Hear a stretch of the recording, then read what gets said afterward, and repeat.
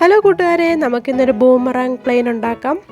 അപ്പോൾ അതിനായിട്ട് A4 ഷീറ്റോ colour പേപ്പറോ ഇതുപോലുള്ളത് select ചെയ്യുക. ഇതുപോലെ ഹാഫായിട്ട് ഫോൾഡ് ചെയ്യുക. നല്ലതായിട്ട് മടക്ക് കറക്റ്റായിട്ട് വീഴണം. ആരും പരീക്ഷയുടെ ഇടയ്ക്ക് ഇതൊന്നും ട്രൈ ചെയ്യണ്ട. പരീക്ഷയൊക്കെ കഴിഞ്ഞിട്ട് സാവധാനം നമുക്കിത് ട്രൈ ചെയ്യാം കേട്ടോ. അപ്പോൾ ഇതുപോലെ ബോട്ടൊക്കെ നമ്മൾ മടക്കൂലേ, അതുപോലെ ഹൗസിൻ്റെ ഷേപ്പിൽ ഇങ്ങനെ രണ്ട് സൈഡിലും മടക്കുക, കറക്റ്റായിട്ട് മടക്കുക. എന്നിട്ട് ഈ സാധനം കറക്റ്റ് ഹാഫായിട്ടല്ല, കുറച്ചുകൂടെ പകുതിക്ക് മേലെ വെച്ചിട്ട് മടക്കുക, കറക്റ്റ് വര വരയ്ക്കുക. ഇനിയുള്ള ഭാഗം സൂക്ഷിച്ച് ശ്രദ്ധിക്കണം കണ്ടോ. പിന്നെ നമ്മളിങ്ങനെ ഹൗസ് പോലെ പിന്നെ അതിങ്ങനെ മടക്കുകയാണ്.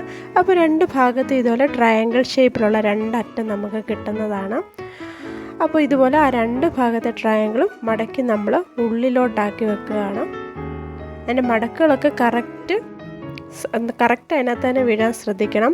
നമ്മൾ ഈ കളർ പേപ്പറിന് ഇച്ചിരൂടെ കട്ടി കുറവായതുകൊണ്ടാണ് ഞാൻ കളർ പേപ്പർ എടുത്തത്.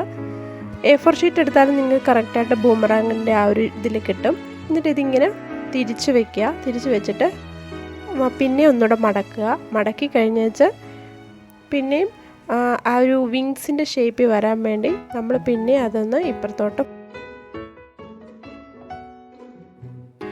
രണ്ട് സൈഡും നല്ല രീതിയിൽ ഫോൾഡ് ചെയ്ത് വെക്കുക. ഇപ്പുറത്തെ സൈഡും അതേപോലെ പ്രൊസീജിയർ ഫോൾഡ് ചെയ്യുക. ഫോൾഡ് ചെയ്ത് കഴിഞ്ഞിട്ട് ഈ അറ്റം രണ്ടെണ്ണം ഉണ്ടല്ലോ, ഈ രണ്ട് ഭാഗം അറ്റവും നമുക്കിനി മേപ്പോട്ടാക്കി വെക്കണം. കാരണം ഇതിനകത്ത് വീഡിയോ കാണിക്കുന്ന പോലെ.